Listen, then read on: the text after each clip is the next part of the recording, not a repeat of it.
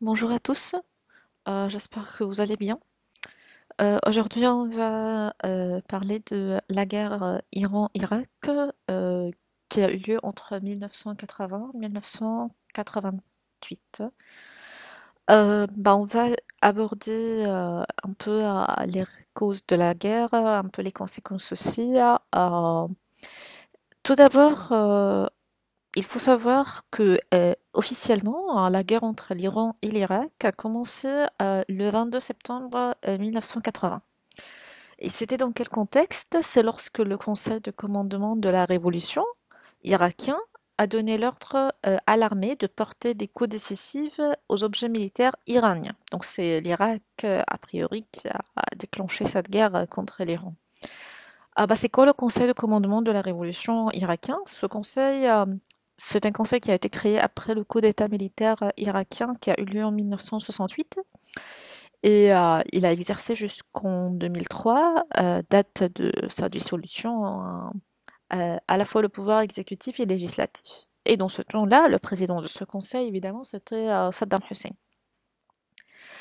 On fait l'initiative prise par le président Saddam Hussein de s'engager dans cette guerre totale, en quelque sorte, a été la conséquence d'une série fort longue d'incidents frontaliers qui ont eu lieu entre les frontières irakiennes et iraniennes.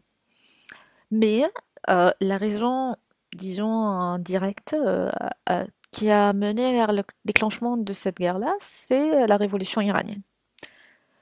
Pour Saddam Hussein, lui, il a voulu surtout précéder l'événement et contenir une diffusion probable, un déchaînement probable, selon lui, de la révolution communiste que ses services de renseignement jugent imminent. C'est-à-dire que les services de renseignement irakiens a jugé en quelque sorte que la probabilité du déclenchement ou de la diffusion de la révolution communiste est, euh, est fortement probable.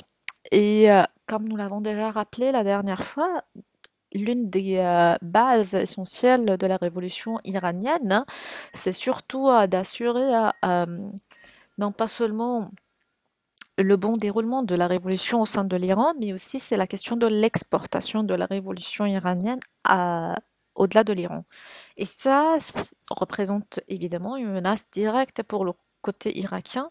Rappelons aussi ici que l'Irak, c'est une population euh, assez largement chiite, c'est-à-dire à majorité chiite. Le fait ou le risque peut être menacée par ce qui se passe en Iran est très visible en quelque sorte pour Saddam Hussein. Ok.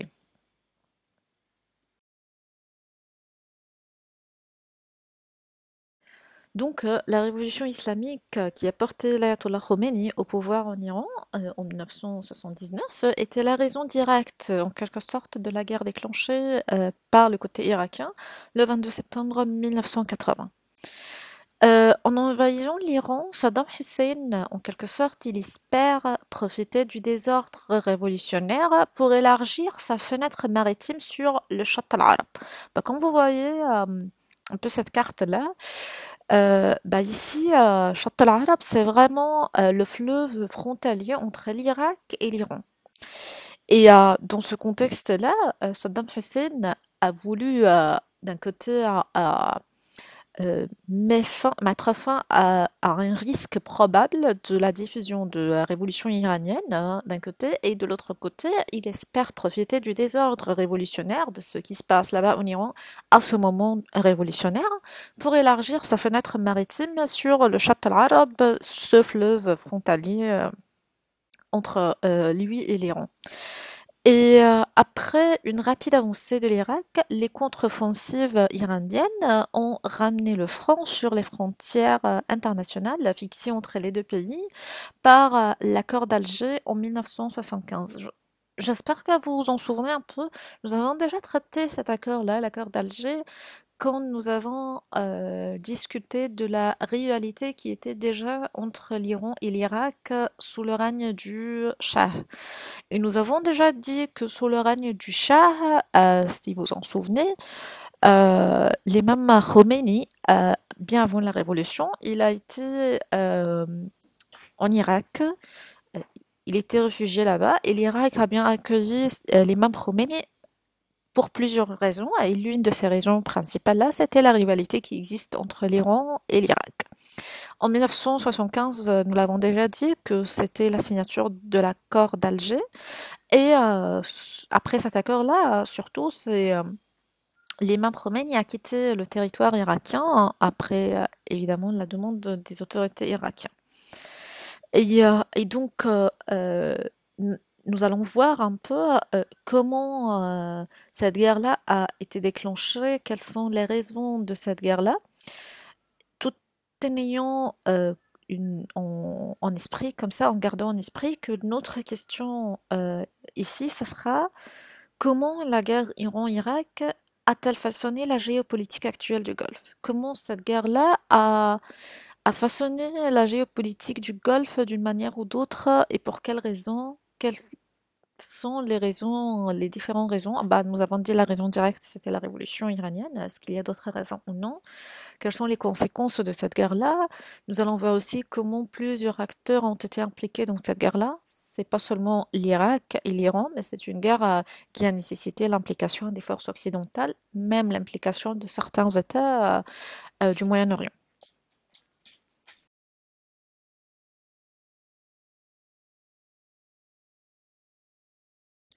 Bah, c'est intéressant d'abord de voir, juste pour ayer conscience de l'ampleur de cette guerre-là et l'importance en quelque sorte de cette guerre-là. Nous allons voir dans les médias comment la guerre Iran-Irak a été présentée. Effectivement, après 2 semaines d'accrochage militaire à la frontière entre l'Iran et l'Irak, le conflit territorial concernant ce fleuve de Châtel Arab a dégénéré une guerre ouverte. Et dans ce contexte-là, nous allons voir juste quelques extraits des journaux. Par exemple, le Nouvel Observateur en France, 1980. Ben, nous avons ici un article qui parle d'un nouveau calife à Bagdad. Ben, en quelque sorte, les médias ont essayé de montrer Saddam Hussein comme étant un chef prudent, avisé et calculateur. Et il pose la question pourquoi alors un chef considéré comme étant prudent, avisé, prend le risque de cette guerre-là. Et dans ce contexte-là, ils ont essayé de parler d'une manière ou d'autre de plusieurs raisons. L'une de ces raisons-là, c'était pour restaurer l'Irak dans ses dimensions historiques. Euh, et ensuite, parce que le nouveau régime islamique de Téhéran, comme nous l'avons déjà dit, appelle les chiites irakiens à la révolte. Et ça, c'est pour l'Irak, dont la majorité de la population est de rite chiite, est un danger évidemment mortel. Et sur cette question, Saddam Hussein ne va pas vraiment prendre un risque, quel que soit ce risque-là. Et donc, en prenant ces objectifs à son compte, Saddam Hussein a décidé de déclencher cette guerre-là. Dans les différents journaux, nous parlons d'une guerre meurtrière, intolérable pour les peuples du tiers-monde en général et ceux du Moyen-Orient en particulier, entre l'Iran et l'Irak. Ben, nous parlons d'une guerre qu'on ne peut pas vraiment imaginer comment elle peut être résoudre. Et on pose la question même, la guerre jusqu'où? C'est-à-dire que cette guerre-là va s'arrêter quand? Bah, quand est-ce que les deux parties prenantes dans cette guerre-là vont décider que ah bah c'est bon, on peut arrêter la guerre jusqu'à là. Et donc dans les médias occidentaux ou les médias arabes, on a posé cette question-là de comment résoudre le conflit, c'est la guerre jusqu'où? Et dans les médias occidentaux surtout, nous avons essayé de comprendre pourquoi ou quelles sont les raisons qui ont poussé Saddam Hussein à déclencher cette guerre-là.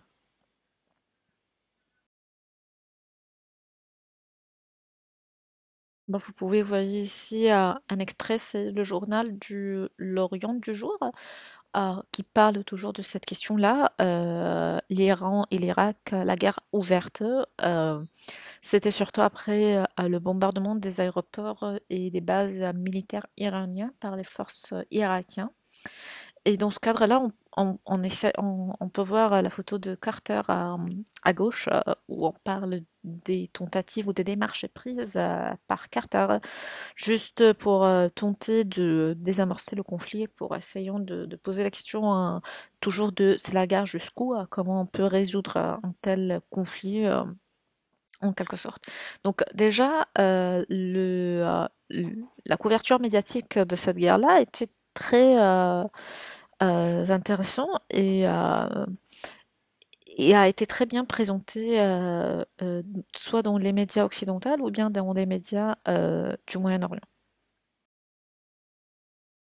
Il faut évidemment ici ajouter juste une petite remarque. Bah, c'est évident que cette région soit quand même important pour surtout les médias occidentaux, là, parce que j'imagine que vous pouvez poser la question pourquoi cette guerre a été très bien présentée ou a été une source de préoccupation centrale pour les médias occidentaux.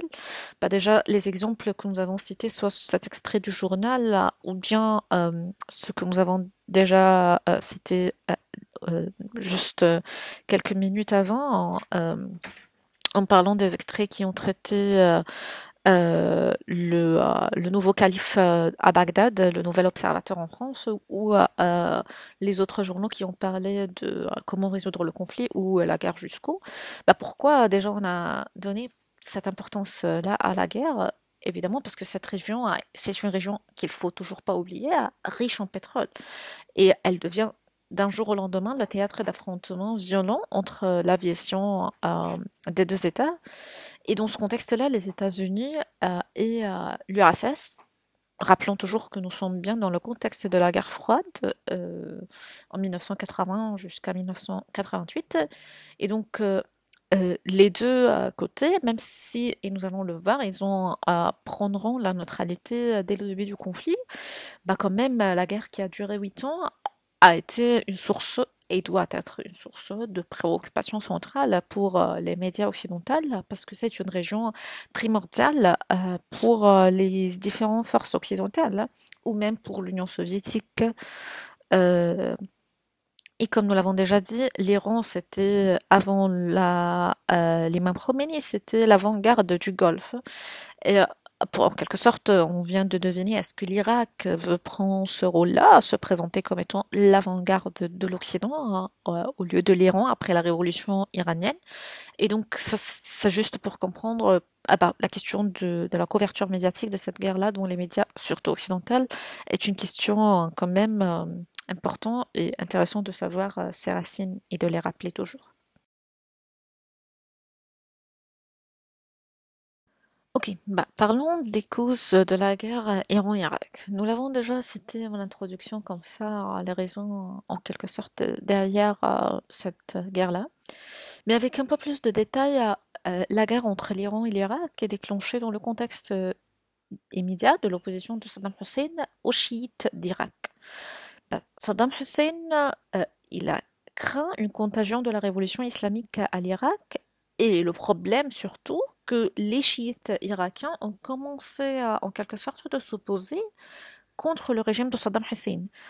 Et ils étaient évidemment soutenus par l'Iran. En parlant d'un soutien, à la limite, c'est pas un soutien matériel vraiment, mais juste un soutien idéologique, juste le fait que déjà l'idéologie de l'imam Khomeini soutient tous les démunis dans le monde entier et le droit de peuple de se révolter pour assurer le gouvernement islamique ou conforme à l'idéologie islamique, en quelque sorte, ça représente une menace directe à Saddam Hussein. Des paramètres territoriaux expliquent également la montée de tensions entre les deux États. et là, ce que nous l'avons déjà indiqué au début, c'est la question de la position de Shatt al-Arab. Cette question-là, ou ce fleuve-là frontalière, était une question très ancienne. Et donc, c'est dans ce contexte qu'elle a été réglée à travers l'accord d'Alger en 1975. C'était l'une des raisons pour lesquelles déjà l'Iran et l'Irak avaient des relations d'hostilité ou de rivalité. Et l'une des raisons qui ont poussé l'Irak à accueillir l'imam Khomeini dans ce temps-là. Bah, et donc, cette question-là a été réglée bien avec l'accord d'Alger et après l'Irak a demandé de l'imam Khomeini de quitter son territoire, mais pour Saddam Hussein, le déclenchement de cette guerre-là revivifie en quelque sorte cette question ancienne de la position de Shatt al-Arab et comme nous l'avons déjà dit, d'ouvrir un peu ses frontières à- euh, au-delà de ce fleuve-là. Euh, il, il est aussi important juste de dire que plusieurs incidents frontaliers ont éclaté à nouveau entre les deux États depuis février jusqu'au juillet 1980. La guerre, c'est septembre 80, mais depuis février jusqu'à juillet 1980, il y avait plusieurs incidents frontaliers qui ont été éclatés entre ces deux États. C'est-à-dire que aussi du côté iranien, il menait des opérations. Même si c'est pour répondre aux attaques irakiennes, mais en quelque sorte, il y avait des incidents frontaliers entre cette date-là, entre février et juillet. Et donc, en quelque sorte, la révolution islamique aussi a été perçue comme menace pour les États arabes et surtout par les États du Golfe. C'est-à-dire que c'est pas seulement une menace pour l'Irak, mais c'est une menace pour tous les États du monde arabe, si vous voulez. Et surtout pour les États du Golfe, c'est-à-dire que pas seulement l'Irak, mais aussi pour l'Arabie Saoudite, pour le Bahreïn, le Romaine, le Qatar, tous les États, en quelque sorte, du Golfe, redoutaient à un moment donné une contagion de la révolution. Bah, dans ce contexte, nous avons aussi l'une des causes directes, c'était aussi la charte arabe qui a été rédigée en février 1980 par Saddam Hussein. Et cette charte-là a été considérée par l'Iran comme étant un acte d'hostilité à son encontre. Bah, c'est quoi la charte arabe qui a été rédigée en février 1980?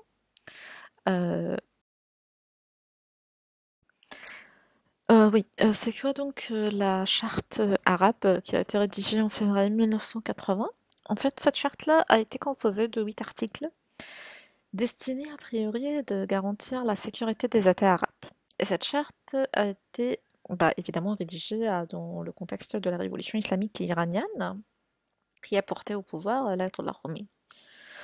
Bah, dans ce contexte, la charte qui a été produite, cette charte arabe-là, a été parfaitement bassiste. Bassiste, c'est le parti du Saddam Hussein, le parti d'Al-Baas. Et donc cette charte-là a été parfaitement bassiste, annonçant clairement ses intentions en s'opposant contre les chiites irakiens. Bah, dans ce contexte de cette charte-là, Saddam Hussein s'attaque aux chiites tant qu'en Irak qu'en Iran. En Irak, comme nous l'avons déjà dit, la communauté chiite c'est une communauté majoritaire. 60% de la population ont été chiites. Et donc, ce même temps, les chiites ont commencé avec la prise de pouvoir par le régime bassiste à être éliminés du pouvoir et du parti d'Al-Baas. Et surtout après la révolution, hein, bah, leur position a été de plus en plus pire. Et ils ont été toujours soupçonnés.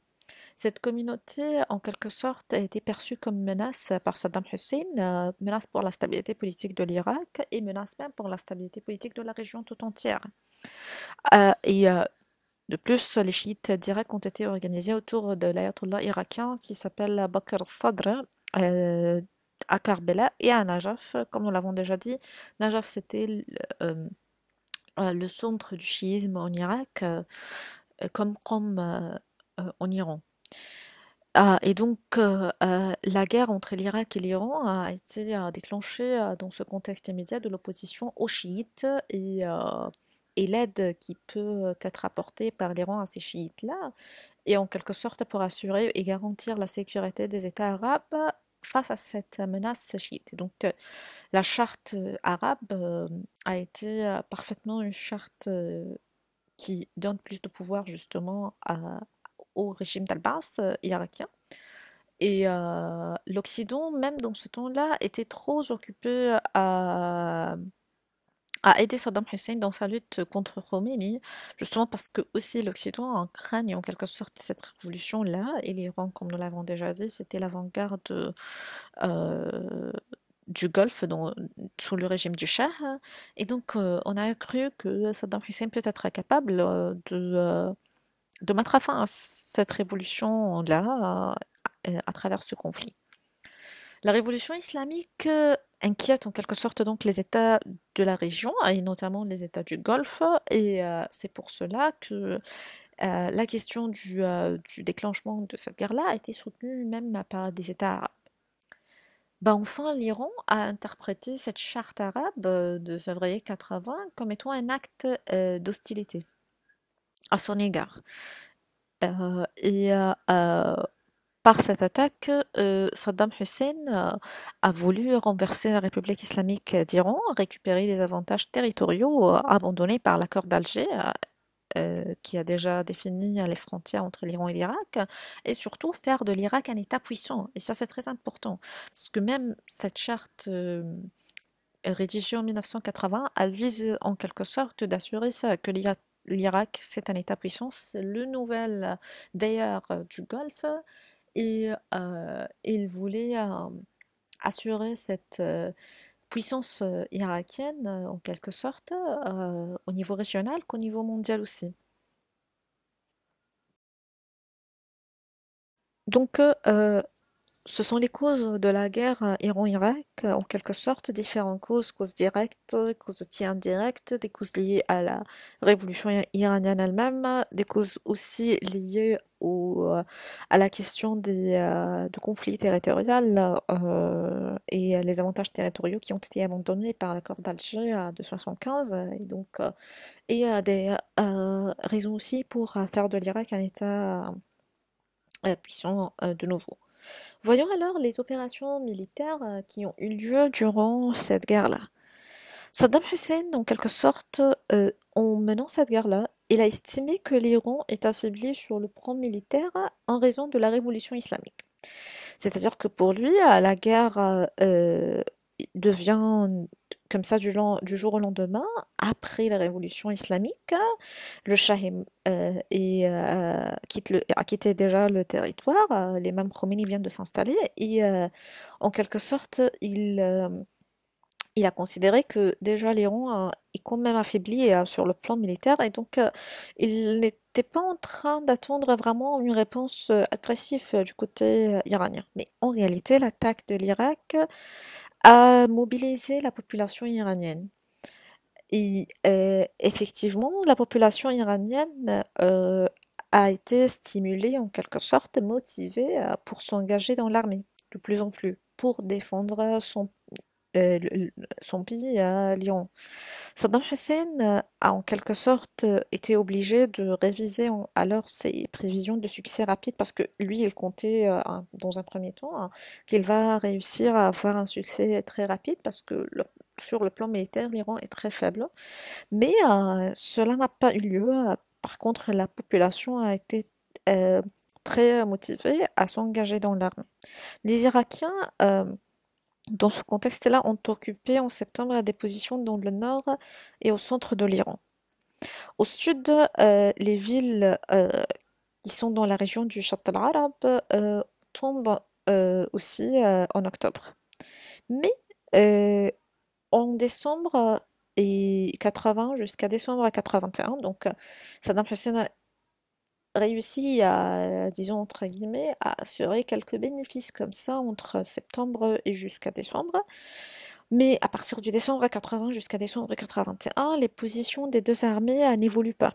C'est-à-dire que l'Irakien, les Irakiens sont incapables d'assurer plus d'avancement.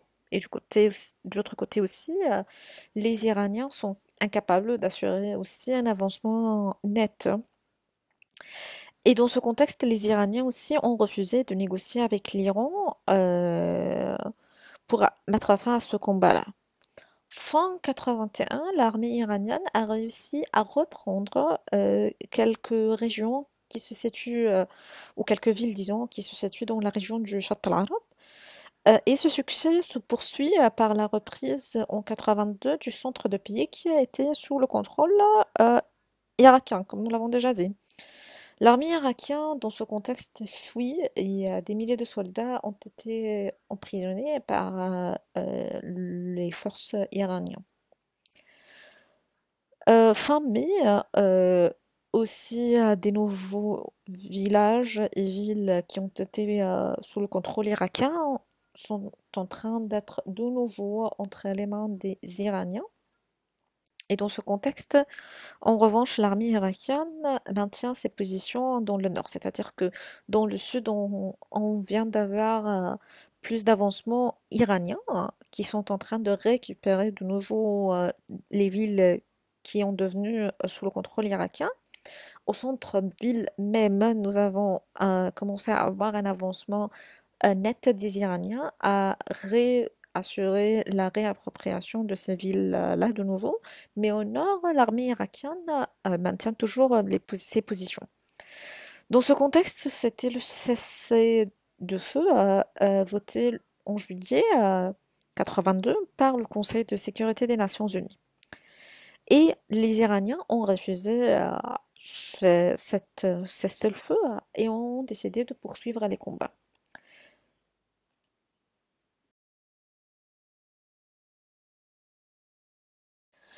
Donc, à partir de 82, c'est ça la situation, que l'armée iranienne, il contrôle la situation plutôt au sud et au centre de l'Iran. L'armée irakienne contrôle plutôt la situation au nord.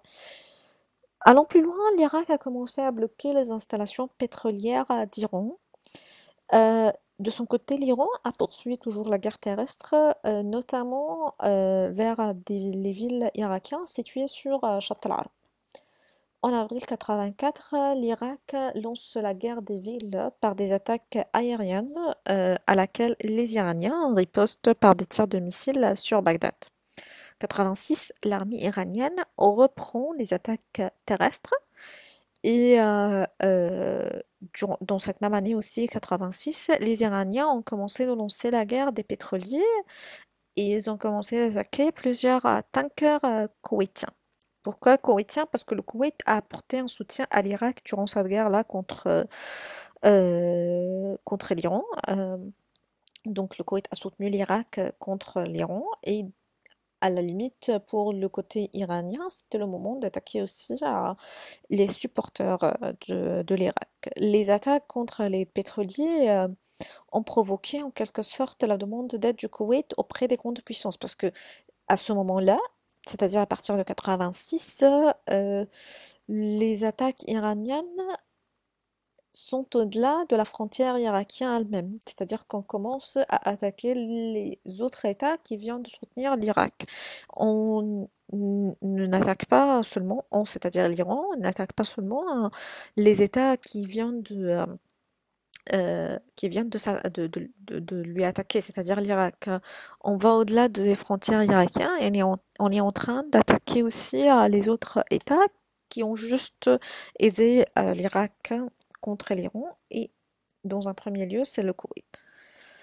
Dans ce contexte, le Koweït a demandé l'aide auprès des grandes puissances, évidemment parmi ces grandes puissances, les États-Unis. Dans un premier temps, les États-Unis ont refusé de venir en aide et la demande d'aide a été lancée à l'Union soviétique et cela a provoqué l'intervention des États-Unis parce que quand même c'était dans le contexte de la guerre froide et c'est une région stratégique pour les États-Unis, alors on ne peut pas accepter que l'Union soviétique vienne en aide au lieu des États-Unis. Et dans ce contexte, les États-Unis ont décidé d'intervenir pour assurer la protection des navires koweïtiens. Le Conseil de sécurité de l'ONU a voté en 87 un cessez-le-feu, mais de nouveau, ce cessez-le-feu a été refusé par le côté iranien et le côté iranien a poursuivi ses attaques maritimes dans le Golfe contre les navires américains qui viennent en aide pour le Koweït. Dans ce contexte, l'Irak reprend l'offensive terrestre et récupère plusieurs positions qui ont été détenues par les Iraniens avant, surtout sur cette région frontalière-là de Shatt al. Bah évidemment, devant ces échecs militaires, surtout avec la reprise de l'offensive par le côté irakien, et le fait que chacun des deux camps est incapable de réaliser vraiment un succès net, un succès définitif, disons. Alors devant ces échecs militaires d'un côté et de l'autre, et en raison de la montée des tensions aussi suite à la présence américaine dans le Golfe et qui vient en aide pour les navires koweïtiens, l'Iran a accepté finalement la résolution de l'ONU pour le cessez-le-feu en 1988 et les combats ont été arrêtés le 20 août 1988. Ça c'est juste les opérations militaires, si on veut le dire. On n'a pas traité euh, comment les États-Unis où les forces occidentales et les États arabes ont été impliqués pas directement dans ces opérations militaires.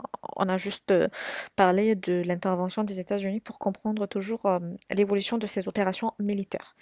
Mais ici, pour finir avec ce point des opérations militaires, il faut comprendre que le bilan de la guerre était très lourd pour l'Iran, que pour l'Irak. C'est-à-dire que l'Iran, qui a refusé le cessez-le-feu jusqu'en 1948, avait un bilan, pardon, de guerre très lourd sur le plan humain, sur le plan matériel et sur le plan financier aussi.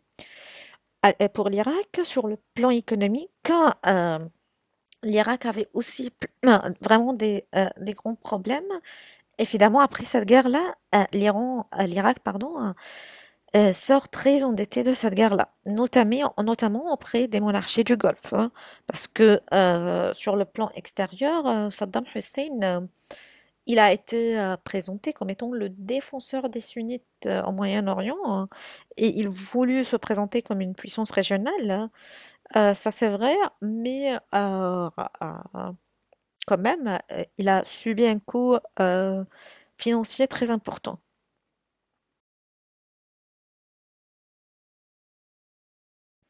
Juste pour comprendre un peu l'ampleur des opérations militaires qui ont eu lieu, avant de parler de la question des armes chimiques, quand vous voyez la photo. La guerre en Iran-Irak, il faut comprendre qu'elle a été connue en Iran sous le nom de la guerre imposée et a été aussi repris comme étant une défense sacrée. Une défense sacrée, c'est-à-dire que pour les Iraniens, c'est une mission sacrée pour assurer la défense de l'État iranien. Et je ne sais pas si vous vous en souvenez ou non, quand je vous ai déjà mis la dernière fois un extrait du film Persepolis, à la fin de l'extrait, nous avons vu le moment où les forces irakiennes attaquent le territoire iranien. Et évidemment, ce moment-là était très symbolique pour le côté iranien, parce que pour l'Iran et pour tous les États chiites, disons, ou l'idéologie chiite, l'idée de la martyrologie chiite, c'est quelque chose qui a une valeur très importante dans l'idéologie chiite. Le fait de donner le nom de la défense sacrée à cette guerre-là, qui a imposé en quelque sorte aux forces iraniennes, ça donne une mission très sacrée aux hommes qui viennent d'être engagés dans cette guerre-là pour combattre les forces de Saddam Hussein. C'est toujours l'idée le fait de vivre au-delà de la mort. C'est ça la martyrologie chiite tout simplement. Quand on parle de la défense sacrée, on parle d'une légitimité alors et d'une nécessité de s'engager pour défendre son État. Et quand on dit sacré ou quand on met cet adjectif-là de sacré, cela veut dire qu'on est toujours fidèle à la ligne de l'imam Hussein pour assurer cette mission sacrée de vivre au-delà de la mort, de résister contre l'oppression, contre la répression, évidemment symbolisée par l'attaque iranienne dans ce contexte-là. Revenons à la question des armes chimiques. Il faut comprendre que la guerre Iran-Irak a été comparée par certains chercheurs et théoriciens comme si c'est la première guerre mondiale, mais si c'est une guerre du Golfe, de la région du Moyen-Orient. Et pourquoi? Parce que ça a été lié à la nature des tactiques militaires employées par les deux camps, c'est-à-dire le camp iranien ou le camp irakien, comme nous avons déjà discuté un peu les phases ou les opérations militaires menées par les deux camps. Le conflit se caractérise par une forme de guerre de tranchées, quand vous voyez cette photo-là déjà, et l'usage même des armes chimiques. Dans ce contexte, nous avons des grandes armées dont disposaient les deux belligérants d'aviation, hein, d'aptitude pour des opérations combinées. Et la guerre a vu l'utilisation des armes chimiques par l'Irak et par de multiples attaques visant les populations civiles. Bah, dans ce contexte, l'Irak a reçu le soutien d'une grande partie de la communauté internationale, puisque, comme nous l'avons déjà dit, la communauté internationale et la communauté régionale du Moyen-Orient doutent la révolution iranienne et notamment les soviétiques ont aidé le côté irakien dans ce contexte-là, ainsi que de nombreux pays occidentaux et arabes même. L'Iran a été largement isolé tout au long du conflit dans ce contexte-là. Euh, Et là, l'Irak a compté trop sur sa puissance et sa modernité, surtout la modernité de son aviation, hein, qui a été très largement supérieure à l'aviation iranienne. Dans ce contexte, comme nous l'avons déjà dit, l'aviation iranienne s'était très affaiblie déjà par l'embargo économique et l'armée iranienne a été composée surtout par sa population, hein. Ce ne sont pas vraiment des forces organisées en quelque sorte comme les forces irakiennes par exemple. Sur la question des armes chimiques, en effet, depuis 1983, les armes chimiques ont été utilisées par le côté irakien. D'un côté contre l'armée iranienne, pardon, mais également contre les populations civiles et particulièrement contre les Kurdes.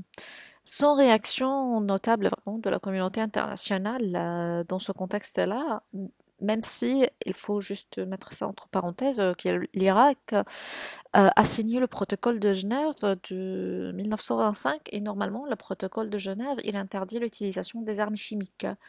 Euh, il faut toujours rappeler que nous sommes dans les années 80 et non pas comme la Première Guerre mondiale où on peut accepter ou laisser passer en quelque sorte l'usage des armes chimiques.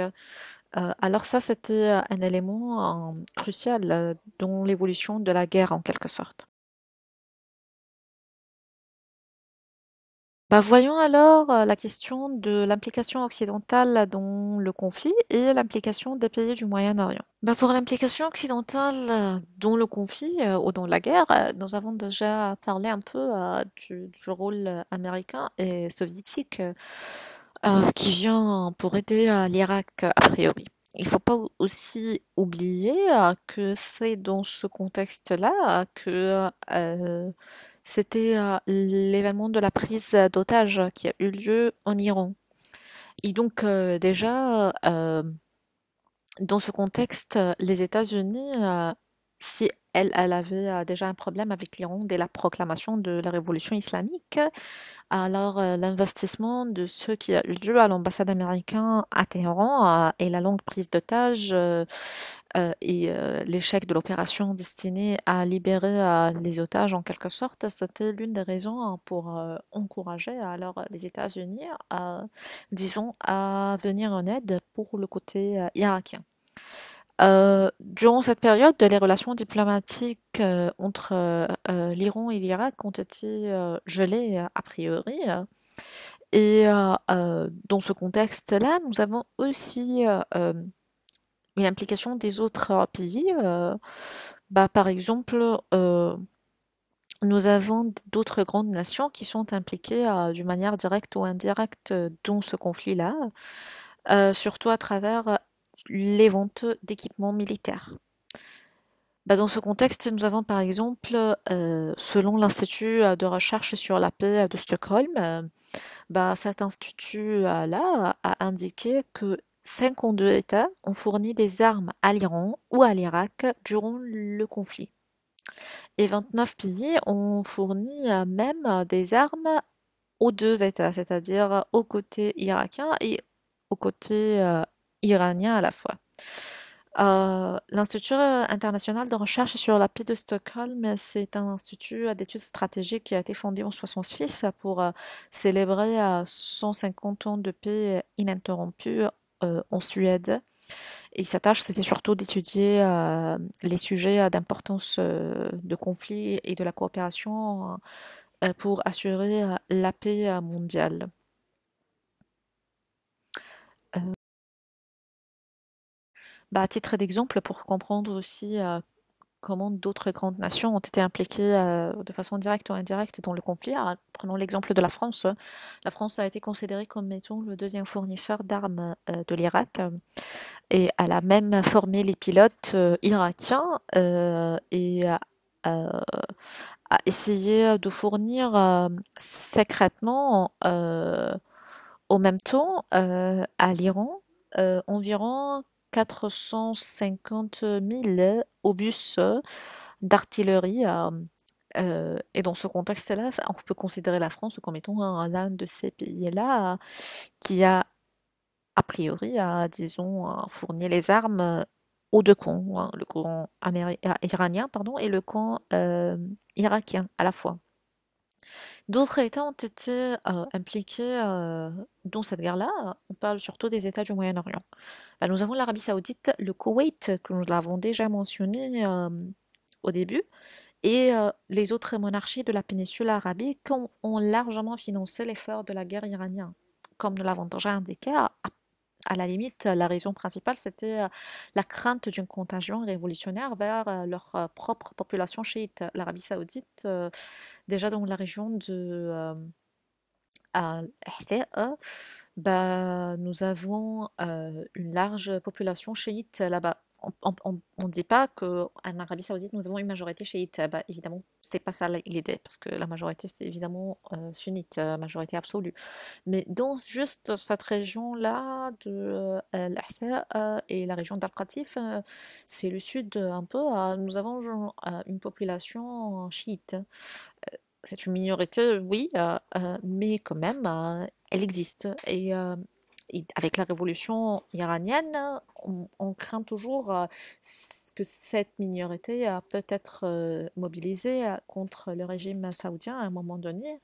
Et donc l'Arabie saoudite a financé, selon les rapports présentés, presque de 25 milliards de dollars juste pour financer l'armée irakienne entre 80 et 88. Vous pouvez imaginer 25 milliards de dollars durant cette période-là, c'est quelque chose d'immense. Et dans ce contexte, nous avons aussi l'intervention de l'Égypte. Vous savez, je pense, euh, l'Égypte a aidé indirectement l'Irak en lui fournissant presque 2 millions de travailleurs pour remplacer ces hommes mobilisés et a collaboré même activement dans le développement de matériel militaire. Aussi, de l'autre côté, nous avons des États qui ont été impliqués, mais non pas en faveur de l'Irak. La Syrie, par exemple, a tenté d'affaiblir l'Irak en occupant une région comme ça, reliant le Kirkouk au port syrien, à un des ports syriens. Et les exportations irakiennes de pétrole ont été ruinées dans ce contexte-là. Et donc, en quelque sorte, c'est vraiment une guerre qui a suscité l'implication des forces occidentales d'un côté, des forces arabes, disons, de l'autre côté. Euh, et le but final, c'était justement pour assurer le triomphe irakien. Euh, mais il faut juste, ici, avant de terminer, dire quelque chose que, dans ce contexte-là, à la fin de la guerre, l'Irak, à vrai dire, a été un État puissant, a été considéré comme étant, comme Saddam Hussein a voulu se présenter, comme étant le défenseur des États sunnites de la région, des États sunnites, soit au Moyen-Orient au sens général, ou dans la région du Golfe arabo-persique, précisément au sens strict du terme. Et donc, lui, il a bénéficié vraiment d'un prestige considérable, mais cela n'a pas duré pour très longtemps, hein. Comme vous le savez, 2 ans après, ce fut l'invasion du Koweït par l'Irak. Et l'Irak, à ce moment-là, s'est trouvé marginalisé tant sur la scène régionale que la scène internationale. Donc vraiment, le prestige de Saddam Hussein, en quelque sorte, qu'il a voulu assurer à travers cette guerre-là, même s'il a réussi à la limite de l'assurer, au niveau occidental ou au niveau des États arabes, c'était juste pour une période très très limitée, juste ces 2 ans-là.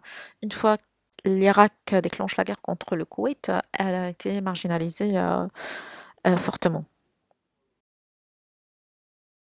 Donc, nous avons essayé d'expliquer aujourd'hui un peu la guerre Iran-Irak, hein, les causes derrière le déclenchement de cette guerre-là, les phases de la guerre, les opérations militaires qui ont été menées, comment cette guerre a été perçue à travers les médias occidentaux, arabes aussi, et pourquoi elle a été une source de préoccupation importante. Nous avons aussi expliqué un peu les opérations militaires, les phases de la guerre.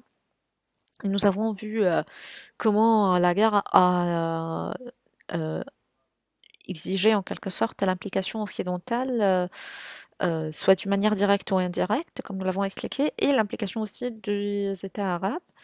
Euh, je vous demande juste un peu si vous aurez le temps, hein, la prochaine fois nous allons commencer les événements du 11 septembre 2001.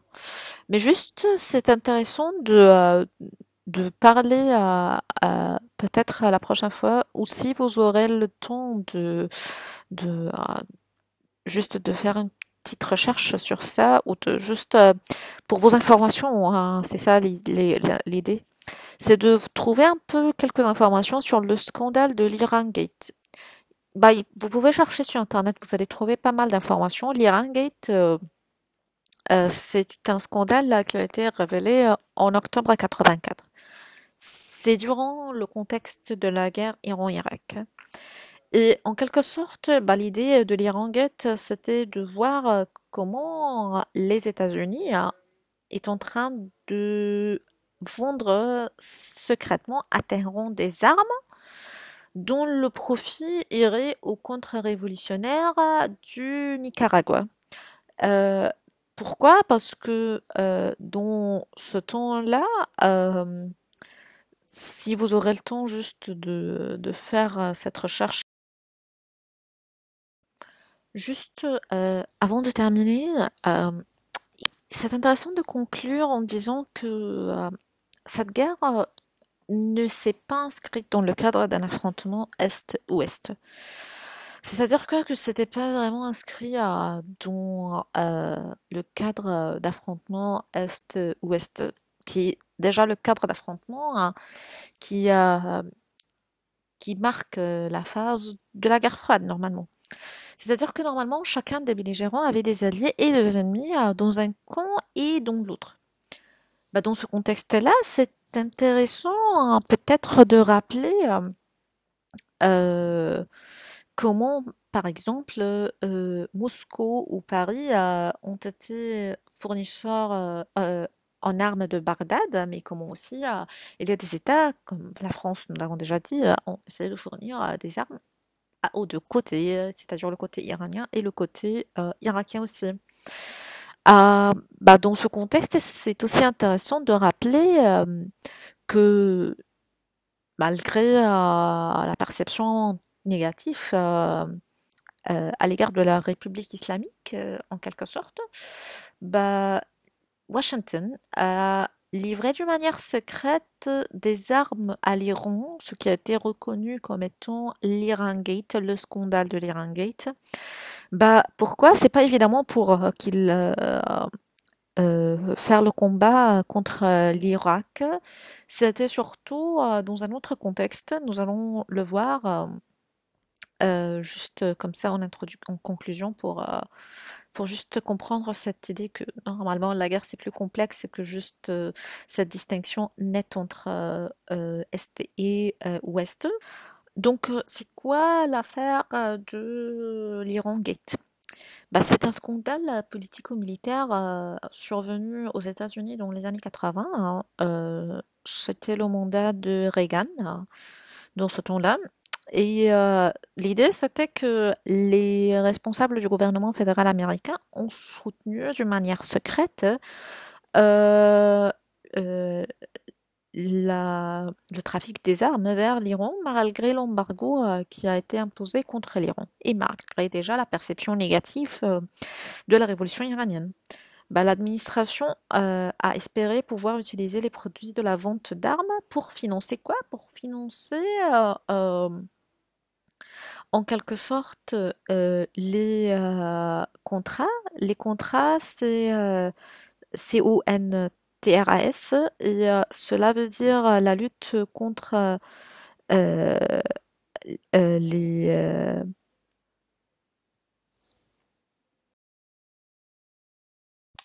bah, c'est quoi l'Iran Gate ou le scandale de l'Iran Gate? Bah, essentiellement, cette affaire de Iran Gate ou l'affaire de Iran Contra aussi, c'est un scandale politico-militaire survenu aux États-Unis dans les années 80 pendant le mandat de l'administration Reagan. Et à ce moment-là, plusieurs hauts responsables du gouvernement fédéral américain ont soutenu le trafic d'armes vers l'Iran, malgré l'embargo imposé sur ce pays. Bah, pourquoi ils ont favorisé ou ils ont soutenu ce trafic d'armes? Parce que l'administration de Reagan, à ce moment-là, espérait pouvoir utiliser les produits de la vente d'armes pour financer les contrats. Les contrats, c'est quoi? Les contrats CONTRAS. euh, Au Nicaragua, c'est un mouvement militaire essentiellement qui s'oppose d'une manière violente au gouvernement socialiste du Nicaragua. Et l'administration Reagan croit que ce gouvernement socialiste du Nicaragua est un gouvernement communiste, et puisque nous sommes dans le contexte de la guerre froide toujours, hein. Et donc les États-Unis avaient une ambition et une volonté de soutenir ces contrats, ces opposants violents au Nicaragua, pour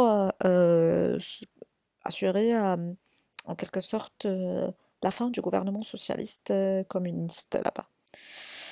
Et dans ce contexte, un des moyens imaginés était de vendre secrètement à Téhéran des armes dont le profit irait à ces contre-révolutionnaires du Nicaragua. Ben, en quelque sorte, ce projet a été révélé après, mais l'idée ici, ce qui est intéressant juste de voir, c'est la complexité de la guerre et la complexité un peu des relations même entre l'Occident, le Moyen-Orient, surtout après la révolution iranienne. Parce que même si la révolution féministe a été en quelque sorte une menace pour les États de la région ou les États occidentaux, euh, toujours l'administration américaine, à travers cette affaire-là de l'Iran Gate, euh, considère l'Iran comme allié potentiel, en quelque sorte. Bah, elle essaye de bénéficier, même d'une manière indirecte, de ses relations avec l'Iran, hein, ses relations possibles. Et ça, c'était intéressant hein, parce que ça nous permet juste de voir que la décision pour aider les contrats dans ce contexte-là, en vendant les armes d'une manière secrète à l'Iran, hein, m- nous permet juste de voir que les choses ne sont pas très simples comme ça. On peut pas, même surtout dans le contexte de la guerre Iran-Irak, comprendre cette guerre selon la division entre camp occidental, camp occidental et soviétique en quelque sorte. C'est pas vraiment quelque chose qui est inscrit au sens strict du terme de la guerre froide, donc c'est bien dans le contexte de la guerre froide, mais euh, elle n'est pas vraiment soumise, disons, aux règles de la guerre froide générale. Et juste pour comprendre un peu la complexité de la guerre, et on va conclure avec ça, bah, il faut rappeler toujours le bilan de cette guerre qui a été très terrible. C'est-à-dire que vraiment les forces occidentales ont essayé d'une manière ou d'autre d'assurer des bénéfices potentiels derrière cette guerre-là. Et le bilan de la guerre était terrible pour les deux côtés, iranien et irakien. Les victimes ont été environ 1 million pour les deux pays. Parmi les morts, il y avait évidemment des soldats, mais il y avait aussi des adolescents qui sont mobilisés pour l'armée iranienne, parce que comme nous l'avons déjà dit, ce sont des jeunes qui sont engagés dans l'armée iranienne. Il n'y avait pas vraiment une armée organisée en Iran, et donc les adolescents qui ont même 13 ans ont été engagés dans cette guerre-là. Et évidemment, il y avait un large nombre de civils qui ont été tombés morts durant la guerre dans les opérations militaires qui visent les villes et les populations civiles. Économiquement, bien sûr, comme nous l'avons déjà dit, euh, les, le- les conséquences ont été très lourdes pour les deux États. Les dépenses militaires par l'Iran ont été estimées d'environ 300 milliards. Disons que, a priori, ils ont besoin de 300 milliards pour assurer la reconstruction de leur économie. Et l'Irak a évalué qu'elle ait besoin de 50 à 60 milliards de dollars pour aussi assurer la reconstruction de son économie après cette guerre-là. Nous avons déjà dit le support financier que l'Irak a reçu durant la guerre du côté saoudien, mais à la fin, c'est l'Irak qui a payé le coût militaire et le nombre des civils et des jeunes militaires ou non qui ont été tombés morts était immense dans ce contexte-là. Euh, donc, jusqu'à présent, alors ainsi, nous pouvons conclure un peu la complexité de la guerre tout en se référant un peu à des réflexions en dehors du contexte de la guerre qui sont pas vraiment liées à la guerre Iran-Irak, mais qui nous permet juste de comprendre la complexité de la guerre et la complexité aussi de l'implication des forces occidentales, surtout américaines, dans cette région-là du Golfe arabe Persique. Pas seulement la guerre, mais tout ce qui a lien avec l'évolution politique, sociale dans cette région-là, quand même, il est mobilisé d'une manière ou d'autre un peu plus complexe par les forces occidentales pour assurer enfin leur propre intérêt, disons. Euh, c'est bon pour aujourd'hui. Je vous rappelle juste du devoir que je vous ai déjà demandé la dernière fois, l'extrait de Persepolis. Si vous avez une question, n'hésitez pas à me contacter. Si vous voulez qu'on organise une session comme ça, ou disons des horaires de bureau sur Zoom, l'application Zoom, euh, vous pouvez par exemple transmettre les questions aux délégués si vous voulez, ou on peut faire juste une séance comme ça ouverte pour tous ceux qui ont des questions à poser. Euh, Réfléchissez avec plaisir en tout cas. On peut le faire bien sûr. Je vais vous envoyer le devoir de la dissertation. Vous savez, normalement, déjà, la date limite, c'est un peu ouvert jusqu'à présent avec euh, les examens sont pas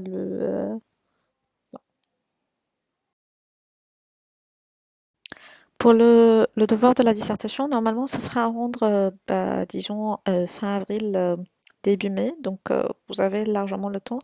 C'est pour cela que je sais, je vous ai déjà dit que je vais vous envoyer ça cette semaine, mais tenant compte que les dates ont été un peu repoussées, je me suis dit qu'on peut prendre un peu du temps, mais en tout cas, je vais vous l'envoyer. Si vous avez des questions, donc n'hésitez pas à me signaler. Euh, je vous souhaite tous une bonne continuation et bon courage à vous tous. À très bientôt.